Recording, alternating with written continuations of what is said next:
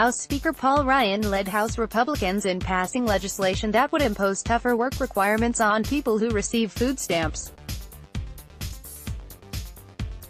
Washington, more poor people would have to get jobs in order to keep food stamp benefits under legislation that Republicans in the U.S. House of Representatives approved Thursday. After a failed vote more than a month ago, the House reconsidered the legislation, known as the Farm Bill, on Thursday. It passed 213 to 211 with 20 Republicans joining all Democrats in opposition to the legislation, which would fund farm programs for 5 years and impose tougher work requirements on people who receive food stamps. Conservatives sunk the Farm Bill in May over concerns that GOP leaders would jam through an unrelated immigration bill. House Freedom Caucus members wanted to hold on to the must-pass farm legislation as a bargaining chip on immigration. But with conservatives finally getting a vote on a conservative immigration bill, which went down on Thursday, more Republicans were finally willing to support the Farm Bill. The legislation stands almost no chance of getting through the Senate, meaning Republican dreams of stricter work requirements will probably go unrealized for at least the foreseeable future. The Supplemental Nutrition Assistance Program helps 40 million Americans buy food every month, and Republicans say the benefits discourage some people from taking available jobs.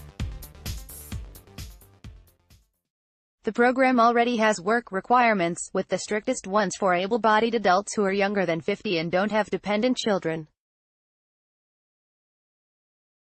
The GOP House bill would expand those rules to people in their 50s and parents of minor children older than 6. More than 1 million people would lose out on benefits due to the provision over 10 years, according to the Congressional Budget Office, which has projected that improving economic conditions on their own will shrink enrollment by 8 million in that time period. Slashing safety net programs has been a career goal for House Speaker Paul Ryan, RYS, who has suggested that alleviating poor people's material suffering impoverishes their souls. He said Thursday the bill would shove more people into jobs. This is a perfect time to pull people out of poverty, into the workforce, onto the ladder of opportunity, Ryan said. Though the food stamp changes are part of a broader farm bill that includes subsidies for agriculture businesses, SNAP benefits account for most of the bill's cost. The Senate has its own farm bill, which was written in a bipartisan fashion and doesn't include food stamp cuts.